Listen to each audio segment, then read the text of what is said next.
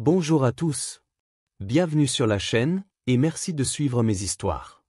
Installez-vous confortablement, car ce que vous allez entendre aujourd'hui pourrait bien vous marquer. Il y a des secrets que l'on ignore, des signes que l'on ne veut pas voir. Quand tout semble parfait, parfois, c'est justement là que commence le pire des cauchemars.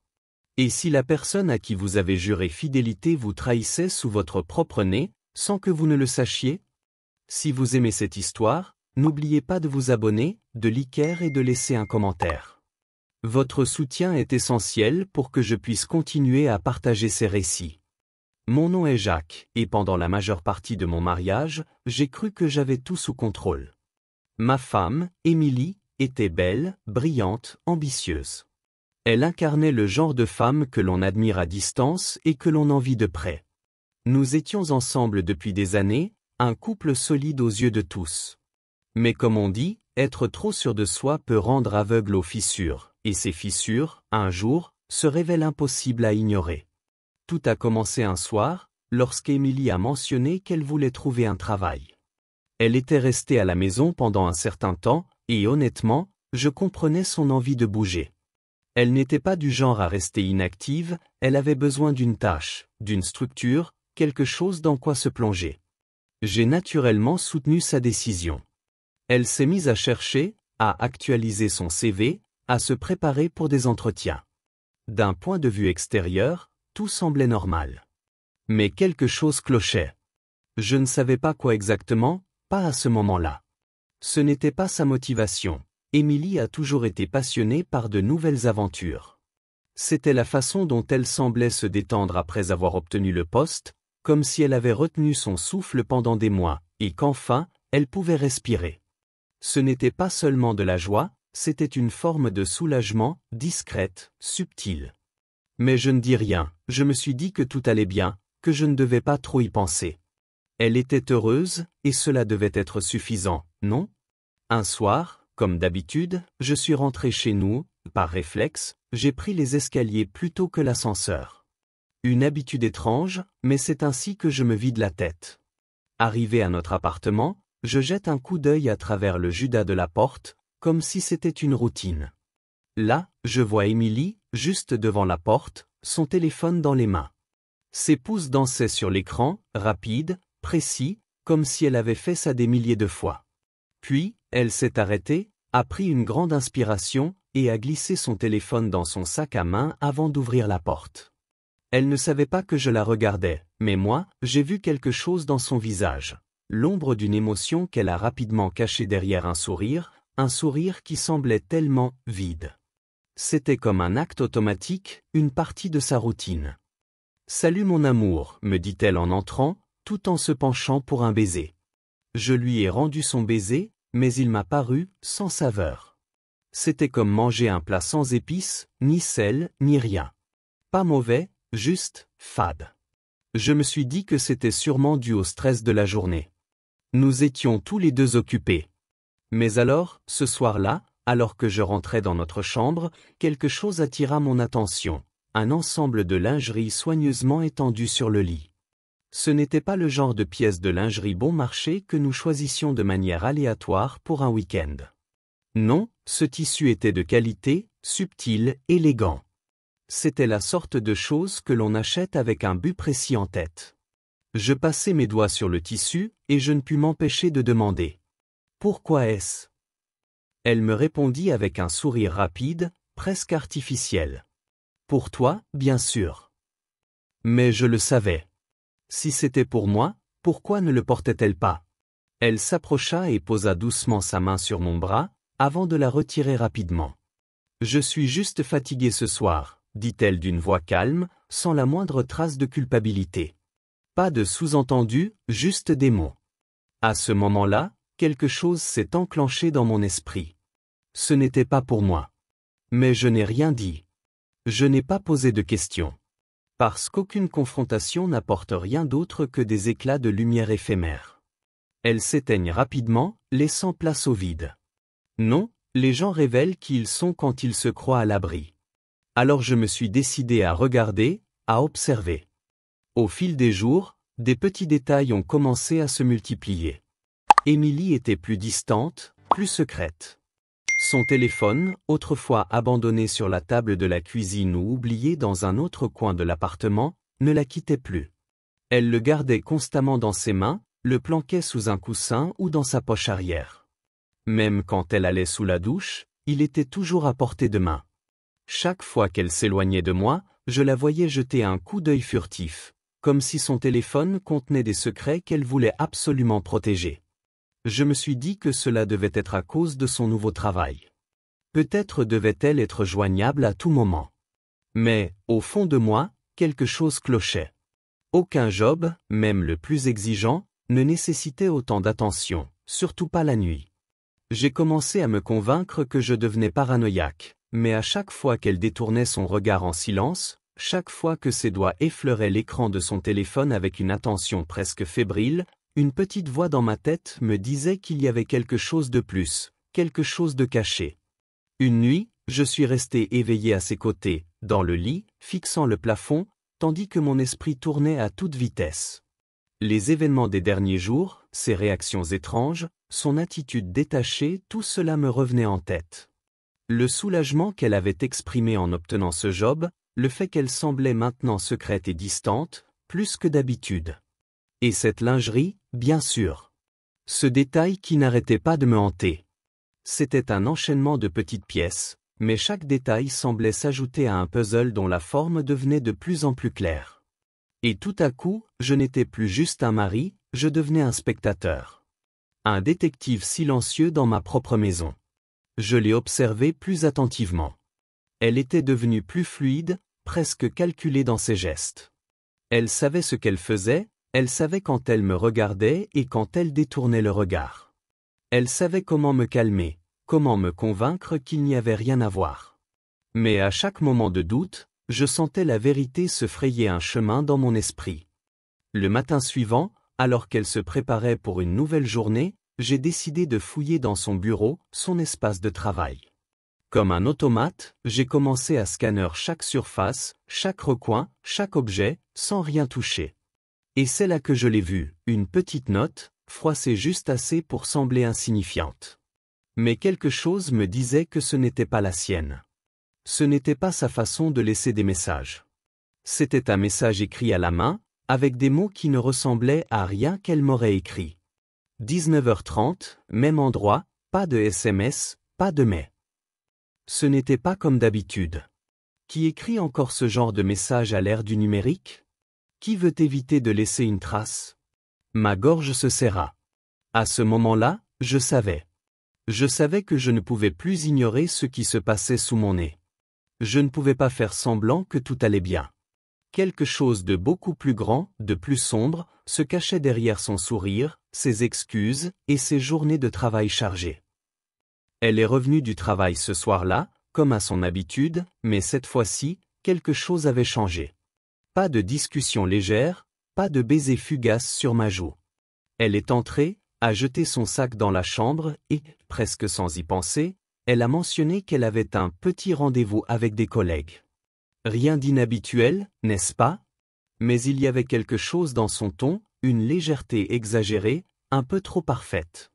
Si je n'avais pas été aussi méfiant, j'aurais peut-être cru ses paroles. Mais à ce moment-là, je savais qu'il y avait bien plus que ce qu'elle voulait bien me dire. J'ai souri, lui ai souhaité une bonne soirée, et l'ai laissé partir, en me convainquant que je ne savais pas tout, mais que tout allait bientôt être éclairci. 1 heure après, je l'ai suivie. Pas de manière évidente, non, c'était trop risqué. J'avais déjà une idée d'où elle allait, un bar, mentionné dans la note. Ce bar était tout sauf anodin, c'était un lieu où les secrets se perdaient dans le bruit des conversations et le tintement des verres. Je me suis garé à un coin de rue, loin de l'entrée du bar. Je voulais être discret, mais je ne pouvais m'empêcher de scruter chaque visage qui passait.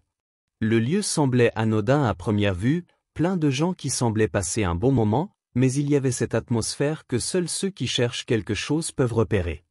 Un lieu de murmures, de secrets échangés à voix basse, où l'on se sent à l'écart, comme si la réalité était distordue par l'alcool et la musique étouffée. Je suis resté là, dans l'ombre, observant les allées et venues, jusqu'à ce que je la voie. Elle est entrée seule au début, et j'ai senti une bouffée d'espoir se lever en moi, comme si elle m'avait encore menti. Peut-être qu'elle était simplement venue retrouver des collègues. Après tout, elle m'avait dit que c'était un simple dîner après le travail. Mais, en quelques minutes, l'illusion s'est dissipée. Elle n'était pas seule. Un homme est apparu, grand, confiant, bien habillé, le genre d'homme qui n'a besoin de dire que quelques mots pour captiver l'attention. Ils se sont approchés l'un de l'autre, et la façon dont leurs corps se sont rapprochés, comme s'ils étaient parfaitement en harmonie, a fait naître un malaise dans ma poitrine. Aucune gêne, aucune hésitation.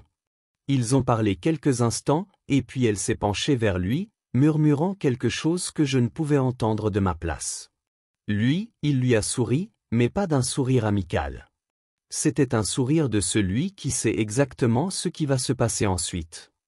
Ils sont partis ensemble, sans se presser, se frayant un chemin parmi la foule. Je suis resté là, sans bouger, écoutant la musique, mais sans en entendre une seule note. Mon cœur battait trop fort, trop vite, pour que je puisse entendre quoi que ce soit d'autre. Je n'ai pas suivi, je n'avais pas besoin de cela. Le mal était fait. J'avais vu assez. J'avais l'intuition, cette certitude froide, qui s'était ancrée en moi. Je savais qu'il n'y avait plus de retour en arrière. Quelques heures plus tard, Émilie est rentrée chez nous, comme si de rien n'était. Elle a ouvert la porte et a jeté ses clés sur la table, un sourire forcé collé sur ses lèvres. Elle se comportait comme si elle n'avait rien à cacher. Je me suis contenté de l'observer en silence, assis dans le canapé, me retenant de lui demander des comptes. Elle s'est dirigée vers la cuisine, comme si elle avait oublié qu'il y avait quelque chose de bien plus important à régler. Je l'ai laissé faire, l'observant sans dire un mot, ma tranquillité extérieure contrastant avec la tempête qui faisait rage en moi. Elle a commencé à parler de son dîner, de la bonne humeur de ses collègues, mais il y avait un vide dans ses yeux, quelque chose qui ne correspondait pas à l'histoire qu'elle racontait. Elle ne parlait pas de l'homme. Pas une seule fois. C'était comme s'il n'avait jamais existé. Mais je le savais. Et elle le savait aussi. Elle pensait que je n'avais rien remarqué, que je ne savais rien. Elle a joué son rôle à la perfection. Elle a même fait des blagues, comme pour détourner mon attention. Elle m'a parlé de son travail, de ses collègues, de son ambition. Elle a agi comme si tout était normal, comme si nous étions simplement deux âmes qui partageaient une soirée tranquille. Mais chaque parole, chaque sourire, chaque geste était une mascarade. J'ai pris une grande inspiration, et au lieu de répondre ou de la confronter, j'ai décidé de continuer à observer. Le moment viendrait. La vérité finirait par éclater, et quand elle le ferait, elle serait bien plus dévastatrice que tout ce qu'elle aurait pu imaginer. Pour l'instant, je laissais le silence prendre place. Le silence, après tout, était mon meilleur allié. Les jours passaient, et chaque détail semblait m'accabler davantage. Émilie continuait sa routine comme si de rien n'était, mais moi, je savais. J'avais vu ce qu'il fallait voir. J'avais entendu ce qu'il fallait entendre. Ses petites habitudes avaient pris une tournure de plus en plus étrange. Son téléphone ne quittait plus son corps, toujours caché, toujours à l'abri des regards. Même la nuit, quand elle dormait à mes côtés, je pouvais sentir la chaleur de l'appareil à travers la couverture. Je savais qu'elle effaçait des messages, je savais qu'elle se cachait. Mais tout ceci, c'était une question de temps. Un jour, j'ai décidé d'agir. La situation devenait trop lourde à porter. J'avais besoin de réponses. Je l'ai testé, un simple geste pour voir si elle continuerait à mentir. J'ai proposé de la chercher au travail, de lui offrir une surprise, une sortie imprévue. Elle a refusé, avec une rapidité qui m'a glacé. Elle ne m'a même pas regardé, comme si ma proposition n'avait eu aucune importance. Non, il y avait des plans qu'elle avait déjà faits avec ses collègues. Trop rapide, trop, parfait. Ça m'a frappé. Elle ne voulait pas que je la suive. Elle savait qu'elle était en train de me perdre, et elle avait trouvé une façon de me maintenir à distance. Après le travail, j'ai pris ma voiture. Je n'étais pas loin, mais j'étais déterminé. Je me suis garé en face de son bureau, là où elle ne me verrait pas. Je l'ai attendue, une inquiétude sourde au fond de l'estomac.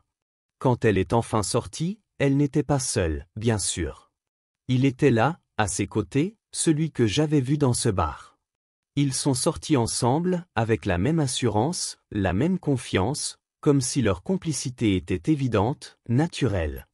Ils ont traversé la rue côte à côte, marchant dans une parfaite harmonie. Pas un mot de plus, rien qui trahisse leur secret.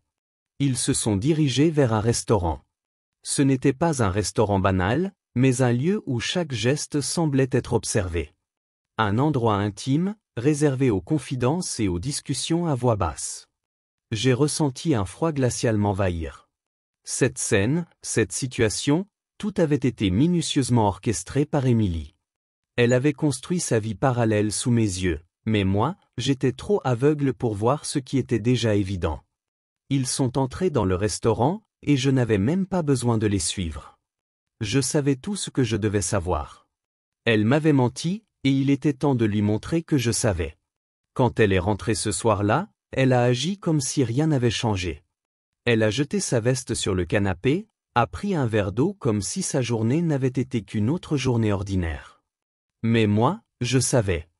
Je savais que tout cela n'était qu'une façade. Et elle savait que je savais. Je me suis assis en silence, ne montrant aucune émotion. Elle s'est approchée de moi, m'a demandé comment s'était passée ma journée. C'était presque comique. Comment pouvait-elle me poser cette question, après tout ce que j'avais vu? J'ai répondu, d'une voix calme, comme si tout était normal. J'ai répondu parce que je n'avais pas besoin de plus. J'avais toutes les réponses maintenant. Elle m'a raconté son dîner, les gens qu'elle avait rencontrés, les conversations qu'elle avait eues. Mais elle ne m'a pas parlé de lui. Pas une seule fois. Ce silence en disait long. Elle a commencé à devenir plus nerveuse, à se précipiter dans ses paroles. Elle m'a dit que c'était juste un repas, mais quelque chose dans sa voix trahissait son mensonge. J'ai souri, tranquillement, et j'ai décidé de ne rien dire. Pas encore. Elle croyait que j'étais dupe, qu'elle avait réussi à me manipuler, mais c'est elle qui était manipulée par son propre jeu.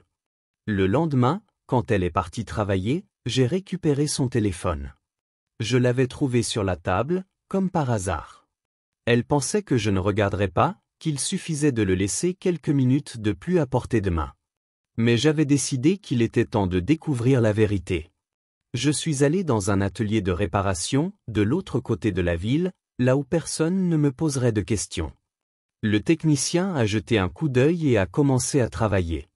Il m'a dit que le téléphone était en bon état, mais le système avait besoin d'un petit coup de pouce. Quelques heures plus tard, il était prêt. Je suis retourné chez moi, et pendant qu'elle était encore au travail, j'ai commencé à fouiller. Et ce que j'ai trouvé m'a glacé le sang. Tout ce qu'elle pensait avoir effacé, toutes les preuves, tout était là. Des messages, des photos, des conversations, tout était resté dans les tréfonds de son téléphone. Des rendez-vous, des lieux, des discussions sur des week-ends passés ensemble. Ce n'était pas juste une aventure. Non, Émilie menait une double vie. Et tout ce que j'avais vu, tout ce que j'avais ressenti, était maintenant confirmé. Quand Émilie est rentrée ce soir-là, elle a agi comme si de rien n'était, comme si rien n'avait changé. Elle a pris ses clés, les a jetées dans le panier près de la porte, puis a retiré ses chaussures avec une légèreté qui m'a presque déstabilisé.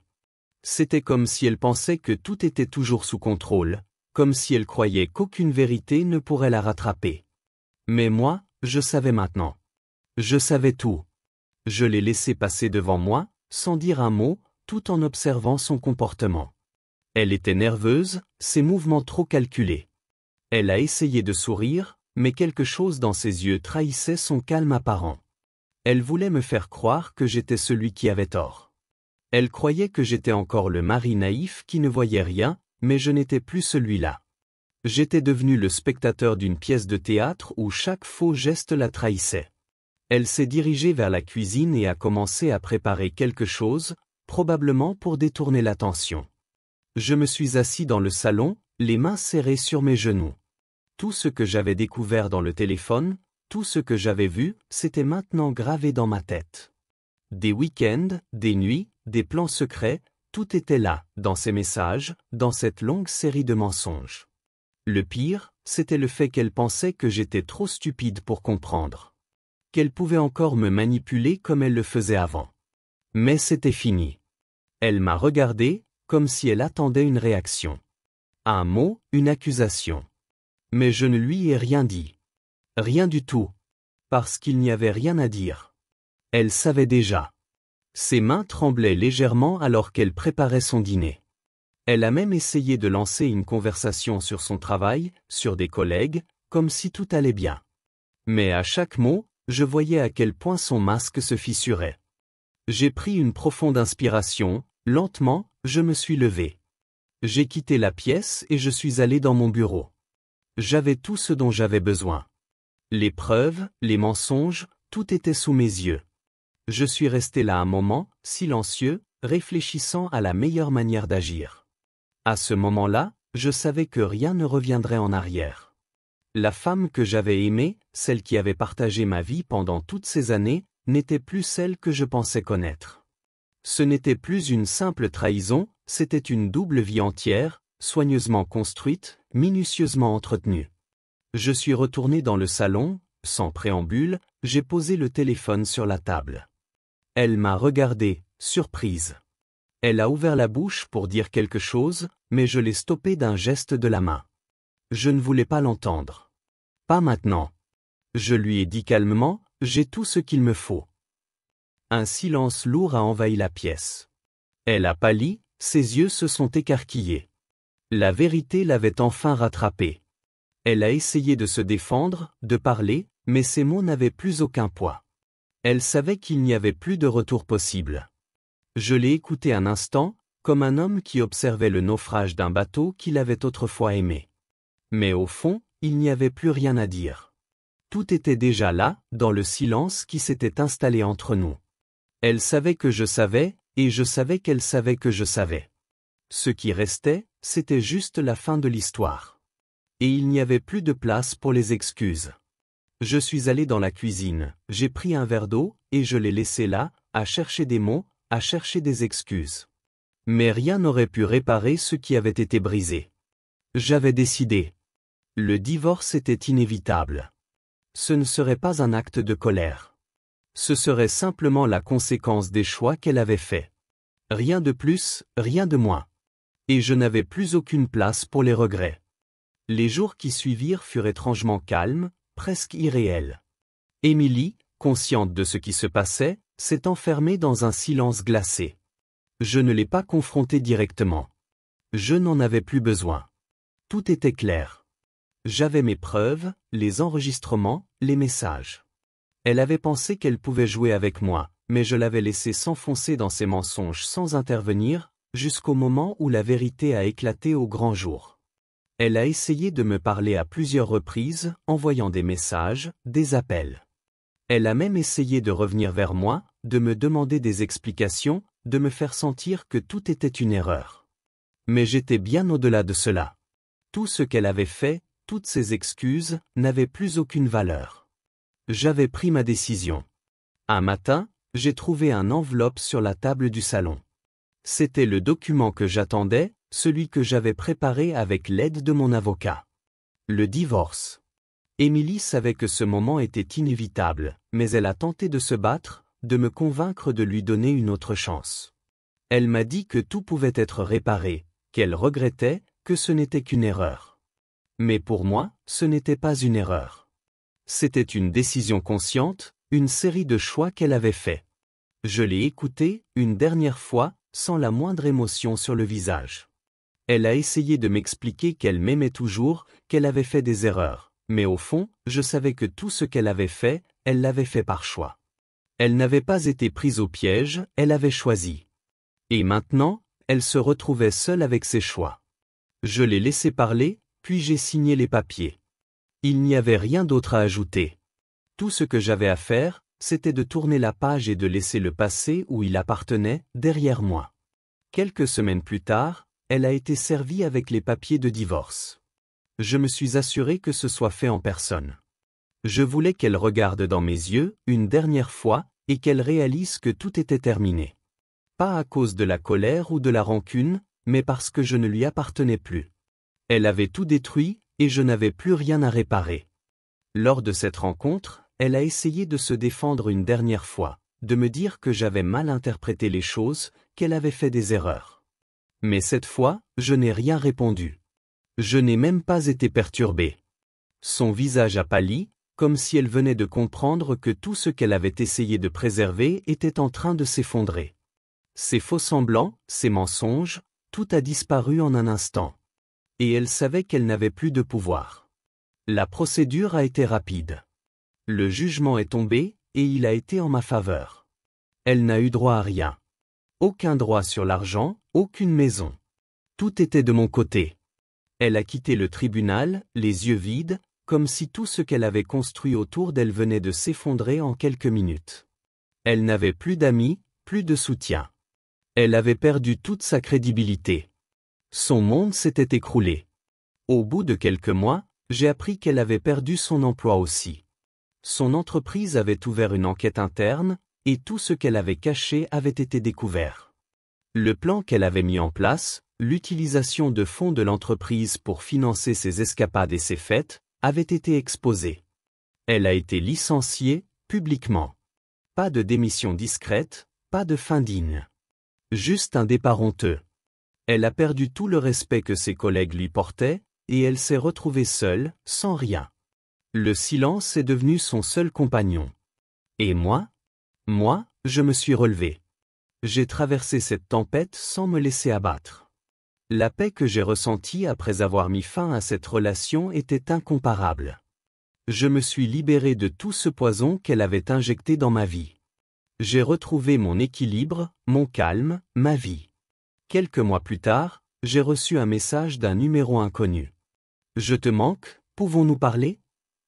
Je n'ai même pas pris la peine de répondre. Parce que maintenant, j'étais enfin libre. Je n'avais plus de place pour les regrets, plus de place pour les anciennes histoires.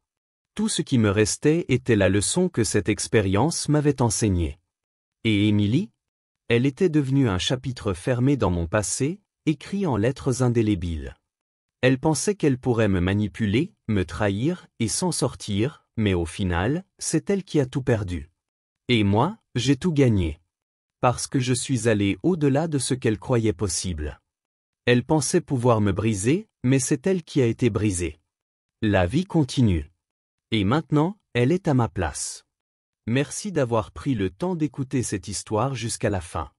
Si elle vous a ému, surpris ou même bouleversé, n'hésitez pas à nous le faire savoir en commentaire. Vos retours sont essentiels et nous permettent de continuer à partager des récits toujours plus proches de la réalité. Si ce type de contenu vous intéresse, pensez à vous abonner, à cliquer sur j'aime et à activer la cloche pour être averti dès la publication des prochaines vidéos. De nombreuses autres histoires vraies, touchantes et parfois choquantes vous attendent. À très bientôt pour un nouveau récit.